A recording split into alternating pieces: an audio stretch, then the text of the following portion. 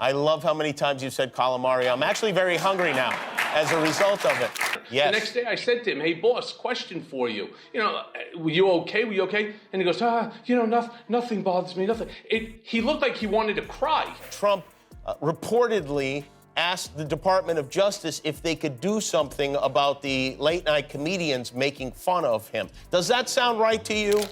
Unexpected details about Trump's purported drug use were recently revealed by Jimmy Kimmel and Michael Cohen. Everyone was chattering as the former fixer turned late-night host revealed some sordid details on our disgraced former president. He kept demanding a drug test for Joe Biden before the debate, but it looks like Trump might not be squeaky clean either. What a shocker from someone who was having sex with a porn star while his wife was pregnant. So what specific statement did they make that has Trump flipping out? What does it indicate that these drug-related claims are relevant then? Though it's undoubtedly chaotic, it's not nearly Breaking Bad, White House edition. In no way are Kimmel and Cohen saying that Trump cooks meth in the Oval Office. No, they are discussing a bit more than that. Maybe it's time that Trump should stop complaining about the president's son Hunter and start to look in the mirror and address his own problem with drugs. These two odd friends who enjoy spreading stories say that Trump is not a fan of marijuana or cocaine. His fix is all about Cialis and Adderall. That's right, you heard correctly. Prescription attention deficit hyperactivity disorder medications for the youngsters and the little blue tablet that maintains the bedroom's enchantment. Apparently Stormy wasn't enough to do the job alone. Donald Trump needed a little magic pill to get him going. Who would have thought? Who would have thought that the president would require such an interesting mix? It's important to pay attention to the source of these accusations before you see Trump leaping over the White House walls and, well, let's not even start on the Cialis. The entire drug scandal began with a late-night TV conversation between Kimmel and Cohen. It was not quite an FBI probe, nor was it a congressional hearing. This is when the exciting part begins. Trump's former right-hand man, Cohen, did not come up with this idea on the spur of the moment. The answer is, yeah, I mean, listen, the guy is thin-skinned. Everybody knows it.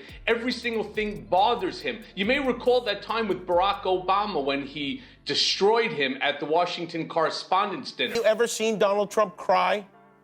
No, but I have seen him with his hair completely wet coming out of a shower. That's not a pretty picture either. He was exacting retribution on Sean Hannity, who had speculated that Joe Biden might be enhancing his debating skills with amphetamine. Cohen didn't require anything of the sort. He was said to have stated, "I assure you that Joe Biden is not on drugs. It's so rude. It's so wrong that this is the way that people are talking these days." Therefore, Cohen decided to reveal a few tea leaves concerning Biden's prior employment in order to defend him. He portrayed Trump as a man who was just interested in tweeting and couldn't be bothered to read anything else. Reading seems difficult when your aim is to restore America to its former splendor. Cohen said Trump would say things like, "Why you read it for me? Give me the top 5 or 6 bullet points." But there's still more. Trump's presidential deeds, according to Cohen, weren't quite typical. He made a suggestion that Donald's reported drug use may be the cause of his unpredictable behavior and need for continual stimulation. Since Kimmel is a comedian, he had to add his perspective. He made the jest that, in the case of Trump, we should look up Adderall and Cialis if we were going to start drug testing presidential candidates. He did, however, mock the notion of a miracle argument pill, stating that it's all just nuttiness, nothing but nuts. If such a thing exists, I would definitely like to have one, as it sounds fantastic. To be honest, the evidence supporting these allegations isn't really strong. Based mostly on Trump's conduct and some inside information from his former counsel, it's all conjecture. Nevertheless, it poses some thought-provoking queries, doesn't it? Does this account for some of the more peculiar incidents throughout Trump's presidency? Do you recall the moments when he would abruptly stray from the subject matter of his speeches, or those Twitter storms that happened late at night and confused people? Perhaps it had to do with something more than Trump being Trump. Perhaps it was related to his claimed use of Cialis and Adderall. While many absurd accusations are being made, let's pause to examine the sources of the information. The queen of late-night humor, Jimmy Kimmel, is on the one hand, and Trump's opponent and former right-hand man, Michael Cohen, is on the other. What a strange duo. In terms of plausibility, Kimmel is far from inexperienced. Well, yeah, I know most of them. I mean, the last time I saw Andrew, he was giving a golf lesson on one of Trump's clubs,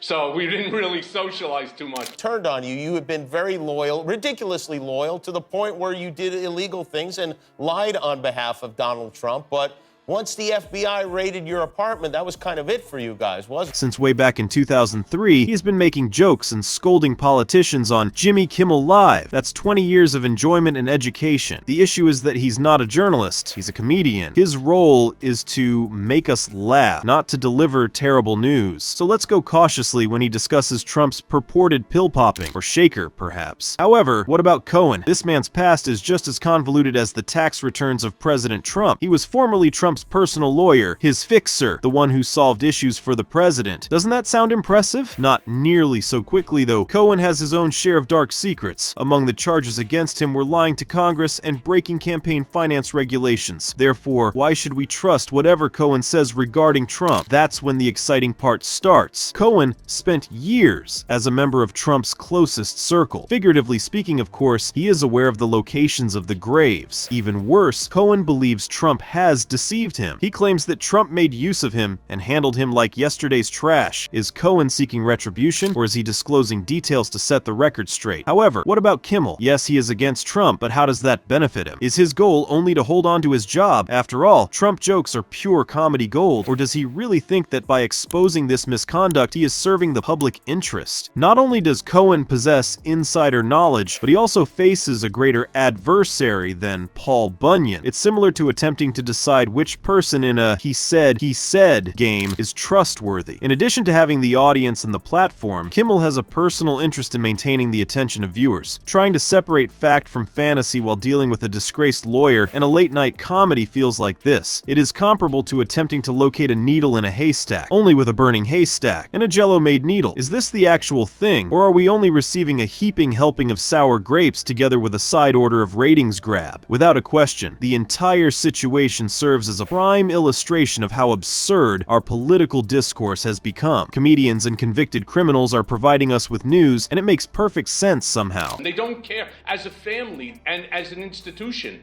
they truly don't care about anyone or anything other than themselves. Out of all the lowlifes in Trump land, who is the lowest? Rank them. Let's go through them. Top 3.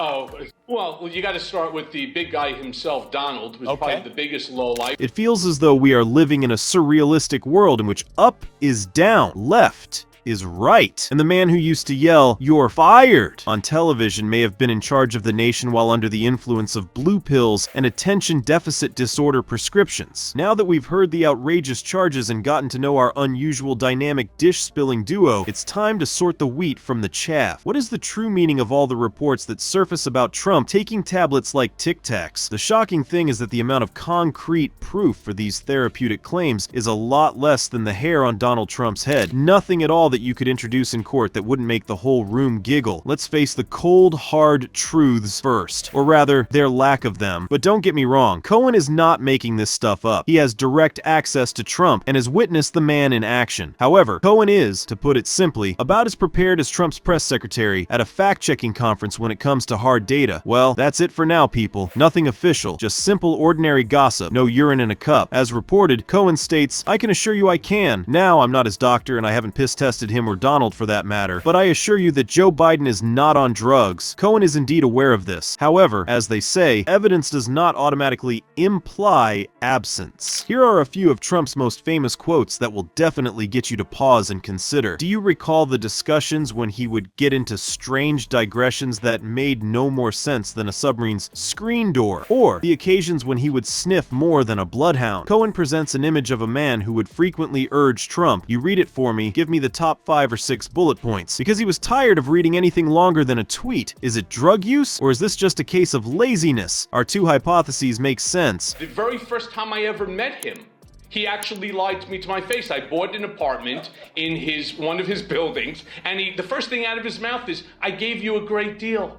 I gave you a great deal." No, I paid market price. But if you know he doesn't have bone spurs, and that's why he avoided Vietnam, and you say he had bone spurs, and that's lying. I mean, listen, that's lying. That's it, Michael. It's lying. All right, but listen, I agree. I agree. That's a lie. Someone appears to need to unwind or take a break. Whoa, that's precisely what we're attempting to learn. Cohen reveals the truth. He acted like a child on set. They weren't ready to shoot his scenes. When he showed up, he stormed off and wouldn't come back for hours. Not to be forgotten is the episode where Trump is said to have lost it on The Apprentice. Yes. The problem is that these accusations are simpler to support than it is to persuade Trump to concede that he did not win the election. It is all political mudslinging and guesswork in the absence of hard data, which makes it chaotic, frustrating, and ultimately ineffective, just like attempting to tack Jell-O to a wall. Even if they don't exactly offer their arguments as unquestionable truths, Kimmel makes fun of the notion of a magic debate pill, joking, "If there is a magic debate pill, I would like one because it sounds great." It seems obvious that Cohen and Kimmel are aware of this. There was a lot of smoke, but no smoking gun is all that's left for us to understand. Although a narrative like this would probably not hold up in court, it makes for fantastic late-night talk show fodder, or anyway, in the court of public opinion. It appears that this late-night revelation hasn't simply caused agitation in Washington, D.C. The entire nation is buzzing like a bee stung by a golf club, and the responses to it are as varied as Trump's commercial endeavors. It resembles a game of political ping-pong, where the opponents are pounding allegations and denials around rather than a ball. People on both sides of the aisle are going bonkers, while some are gripping their pearls so firmly that they might turn into diamonds. Others are rolling their eyes so hard they might get stuck that way. It would seem alarming to learn of the alleged drug use of a former president, but in Trump's America, it's just Tuesday. Some are dismissing these accusations as quickly as Trump fires cabinet members, but others are treating them as seriously as the last Big Macs at Mar-a-Lago. More quickly than a hurricane carries President Trump's toupee, memes are trending, and hashtags are becoming well-known faster than you can say "Kovfaf." This one has caused social media to go bonkers, akin to a match thrown into a garbage full of explosives. Yet, opinions aren't limited to Twitter warriors and Facebook theorists. The big boys are also in on this. Oh no, Sean Hannity of Fox News is promoting the ludicrous notion that Biden is preparing for debates. Please, Sean, come on. He'll be saying that Biden has a jetpack concealed under his suit jacket before we know it. Watching Donald Trump Jr. try to sidestep his father's problems is almost endearing, but his attempts at dishonesty are as subdued as a MAGA hat at a Democratic convention. Not to mention how fortunate he is. He's all over the place, yelling as if he's discovered fire concerning content created by AI. Say a wounded veteran.